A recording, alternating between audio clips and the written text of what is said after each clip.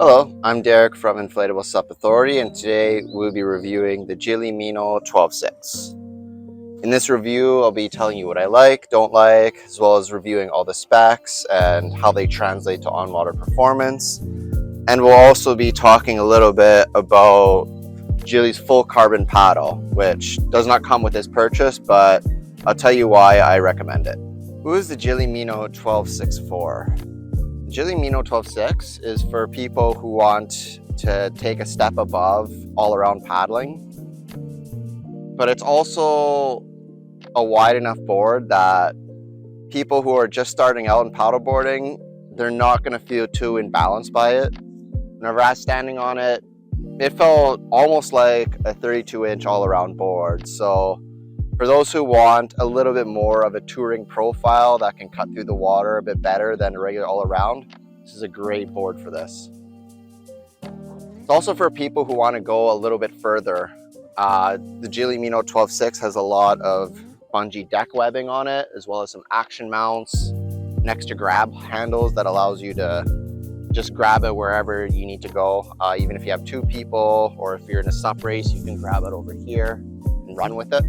Gili Meno 12'6 is also for people that are, I'd say, about my height, so 6'1", 6'2", maybe even 6'3", about 220 pounds and under.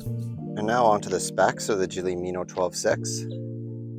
The board is obviously 12 feet 6 inches long, 31 inches wide, and it is 6 inches thick, and it weighs 24 pounds, so it's not too heavy of a board. Pretty good weight for its size. And the maximum capacity that this board can have is 300 pounds, which is good for, you can use this board for overnight camping trips. There's plenty of bungee room. You can also use it for a kayak hybrid seat. And its skill level, I would say, is not completely new greenleaf beginners, but beginners to intermediate paddlers who have a little bit of experience with paddleboarding. In my experience, the Gili Meno 12'6 is a very rigid board.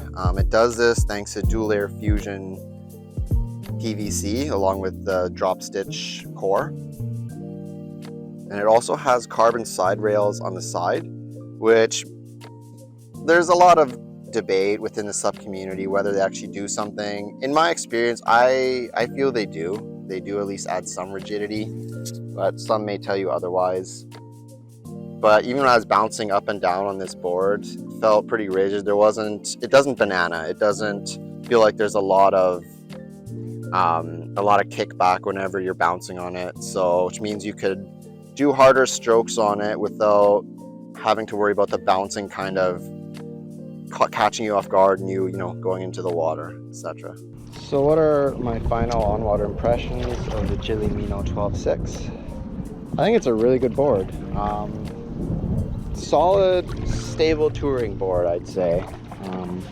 Tackled a lot of the challenges today admirably. I think it's a great board for those who... Who is honking their horn? Jesus. It's a great board for those who want to make the switch from all around to touring, but they don't want to lose too much stability. Like, this board actually feels like it has a very similar amount of stability as some all-around boards I've tried. And the board tracks well, which is pretty good.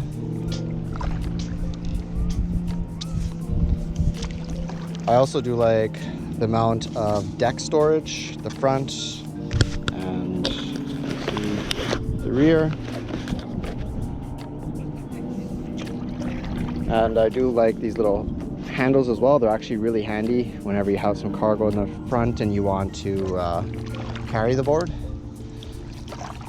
But yeah, overall this is a great board, especially for, I'd say, taller, larger paddlers, but can be used by smaller paddlers by any means as well. 31-inch width shouldn't get in the way of the frame too much. So yeah, overall, highly recommend this board. Now we're just going to do a close-up of the nose to tail specs of the Gili Meno 12'6. So starting with the nose.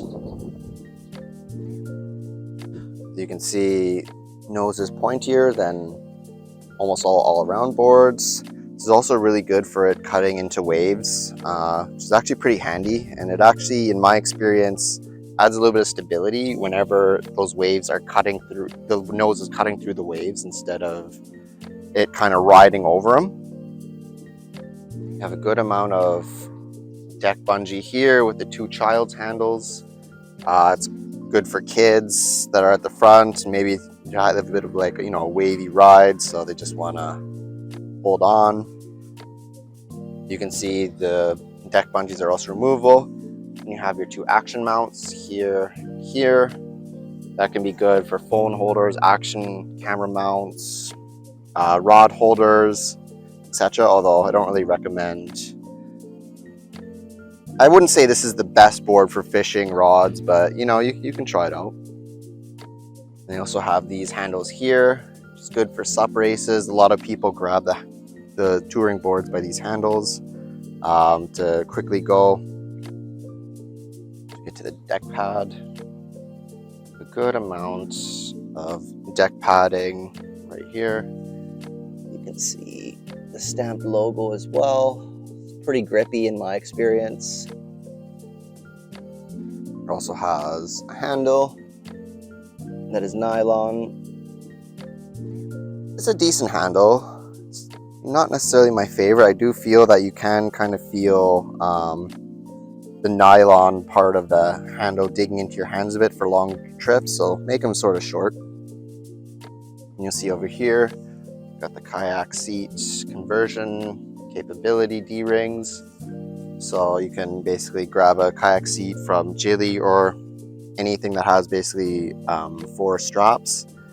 Strap a kayak seat on there and get the kayak hybrid kit, or you can just get a kayak paddle and just not an actual kayak paddle, but the kayak paddle attachment. Put it all together. It has a nice big G logo, which is kind of cool. You have action mounts on the sides here. Towards the back. It's followed by a smaller deck storage area, which I do appreciate. It's a good place to put speakers. Small little dry bags, sandals, etc. Something you don't need as much on the water per se. I like to put them towards the back. And then you have the kick pad, the rear handle. Now this kick pad is good for those who want to do pivot turns, or at least learn how to do pivot turns, because it's sort of an uplifted area. You can put more weight on it and it'll be able to stomp the tail right into the water, which allows you to turn the nose a little bit more. And now we'll just go to the rear of it. So there's a D-ring at the nose, good for towing. So if you got a boat, I wouldn't necessarily recommend going fast like you would with, those towing floaties, but at a cruising speed, it's kind of nice, and we've done it before. It's sort of nice just to be towed by a boat back to your destination, especially if you're tired. So as you can see, it's got more of a slender profile. Got the Gili logo there. And I also wanted to show these carbon side rails. So you can see there they are here. It helps add a little bit of rigidity to the board. You can also see that there's a little kayak handle here, which is pretty handy. Good for, if you have your paddle and you just need to place it in a way. So then as you go down, you can see there's the Gili Save Our Reefs thing. A portion of every Gili board is donated to basically ocean charities like Save the Turtles, etc. And then as we get down, you'll see it's got sort of like a square tail, and it's got a touring fin, but this board also comes with a river fin and a speed fin, which we'll get into whenever we inspect the bag. You can see it's a 1-fin clip-in system too. Here we have some of the accessories that are included with the Gili Meno 12'6 package, as well as I've also added a few add-ons, so we'll get to those in a sec. The Gili bag, The package comes with 3 fins, so you have the center fin over there, and then you have river fin, speed fin. Get into those in a sec. And it comes with a carbon TRP hybrid paddle, so it has a nylon blade with a carbon shaft. And then finally we get to some of the add-on accessories here. So we've got the Gili Electric Pump, and we have the Gili's full carbon paddle. This is the Gili bag. Its dimensions are 41 inches by 16 by 12. It weighs 4 pounds and it has 2 wheels. So overall, in my experience carrying it, it's pretty comfortable. Backpackers may not necessarily want to use this board because I have heard of instances of the wheel part kind of digging into the tailbone. But I would say that it's a good bag just to carry to shore. I do like bags with wheels, honestly, and I think this is a good addition to the Gili bag. So now we'll just go through the front portion of the bag here. So the bag features a front pocket. As you see, this is where I like to put the leash. And the packet does come with a leash, by the way. It's a fin pocket, so you could put a bunch of fins in there, which is nice. You have a little pocket at the bottom here, which you can store a lot of ins and outs. So for example, like add-on accessories, even water bottles, etc. We'll go to the main pocket here. As you can see, it's got ample space in here, especially for a 12'6 board, which is pretty good.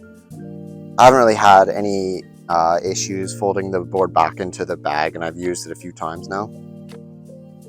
Here is the back of the Gili bag. So you can see, one of the things I really like about it is that shoulder straps have a lot of padding on them, even to see the amount. And that's actually, I find, very key, especially when you want to put the bag over your shoulder and you're just doing that initial lift to put it on the first shoulder. There can be a lot of pressure on your shoulder. So I do appreciate them having a lot of padding for that. You have the name card, of course. Also, we have these guys here, which is sort of like the waist straps. You got little chest straps as well here.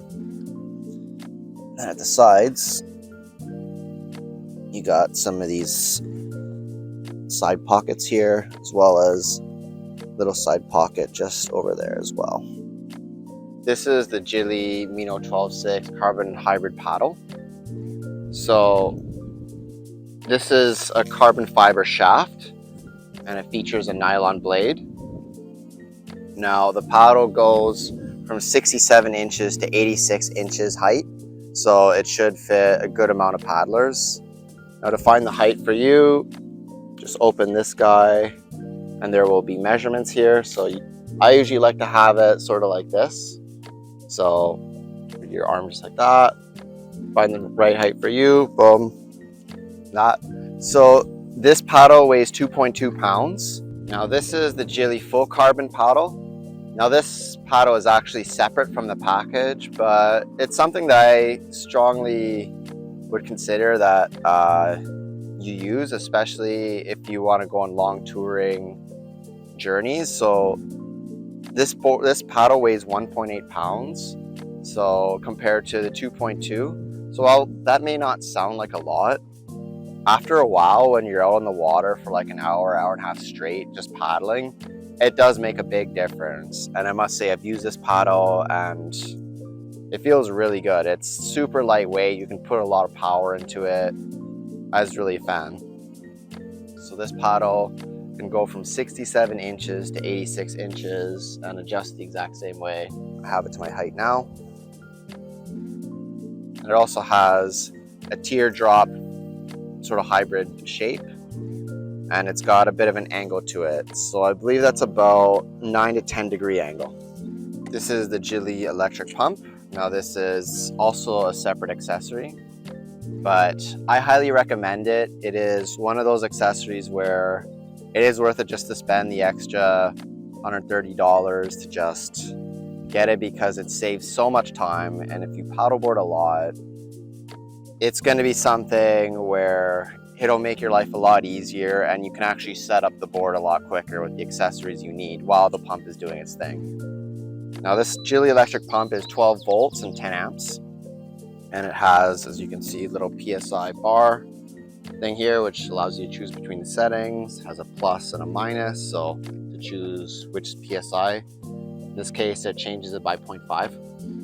And then this one just turns the electric pump on. So as you can see, the good thing with this pump is it also has a bunch of little different valves, which I think is really handy. And I do personally appreciate that they've actually connected it to it. So these can have a whole bunch of different accessories, such as, well, they can basically house things such as floaties, inflatable kayaks, rafts, etc.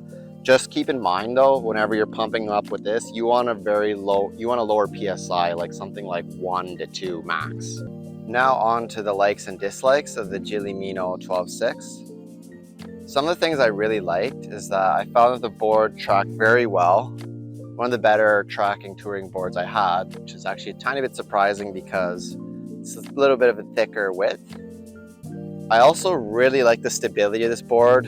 I think it is one of the best stability-based touring boards out there. I mean, the 31-inch width really helps with that. It almost kind of makes you feel like you're paddling an all-around board with a bit more speed. I also like how the board cut through the water. This pointy nose, as I said, especially with waves, that's very handy. The board is also fairly maneuverable for a touring board, which is pretty nice. I was paddling in a whole bunch of different conditions, from lakes to tidal conditions, and I was able to make it no problem. The board had a good amount of speed where I wouldn't have maybe necessarily made it if I had like a wider all-around board, like a 33-inch or something. I'm also a big fan of just the way all the accessories and how everything is sort of made. Like this paddle, very well made. The bag, I really like it. It's one of the better ones in the SUP industry. I also love the on-deck storage. Bungee deck webbing is great. I think that having 5 rows is really good for touring board. Action mounts are in the right places. Maybe I would have had one on the nose, but otherwise the grab handles here, pretty good. Deck pad is grippy, and I do also like that there's diamond groove deck padding in the back as well, which gives you that extra grip. Not only that, but you also have this weird bungee deck webbing, which allows the diamond grooved deck padding to really grip whatever you have there. So whether it's dry bags, whether it's speakers, and really whatever. I mean, there's so many things you can do. I also like the kick pad. Very handy feature and very underrated feature, which I appreciate on a lot of SUP boards. But I also like that this board comes with 3 different fins. I find that super handy, especially if you're going to a whole bunch of different water conditions. So like, for example, we live on the coast here, so sometimes it's really low tide. So the 9-inch touring fin might be a little bit too much. So you may want to downgrade to like a speed fin or a river fin. And it comes with this package. You don't have to buy anything extra, which I think is really handy. And now onto the dislikes, which really is not very many. I think this board is very well made. It's construction on point. But if I was to change some things, I would say that I would have liked to see a US fin box on this board. Now I know that costs the manufacturer a little bit more, but it definitely opens up the world in terms of fin choices. And if you have a touring board, you're more likely to experiment with different fin choices as opposed to, someone who wants like a recreational all-around board. Another thing I feel Gili could have improved on is they have a 20% restocking fee on returns, which I'm not really a big fan of, but we'll get more into that in the next section here. Now we're going to talk about the warranty and return period of the Gili Meno 12'6. So this board has a 2-year limited warranty, which does not cover defects, abnormal use, misuse, for example, inflating it too much while it's in the sun and it bursting, anything really to do with external damage or not using the board properly. I mean, there's a billion scenarios I could get into, but I won't. And then this board has a 60-day return policy, but I must say that you have to pay the shipping for returning the board, and Gili also has the 20% restocking fee. So just have to mention that as well.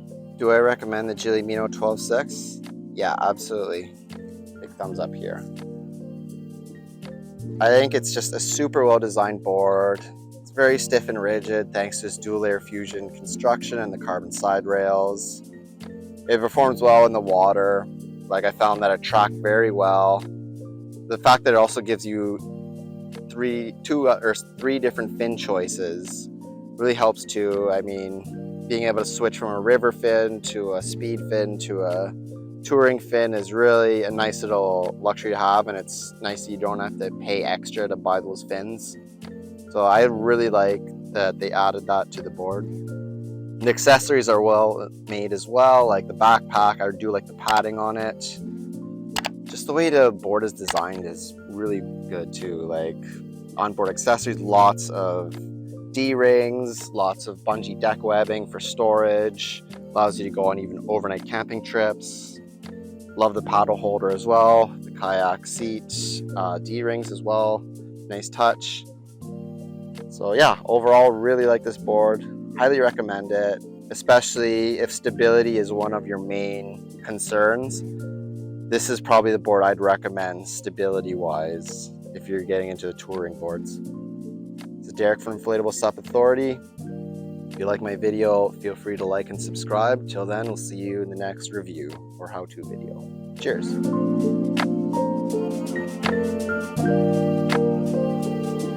Thank you.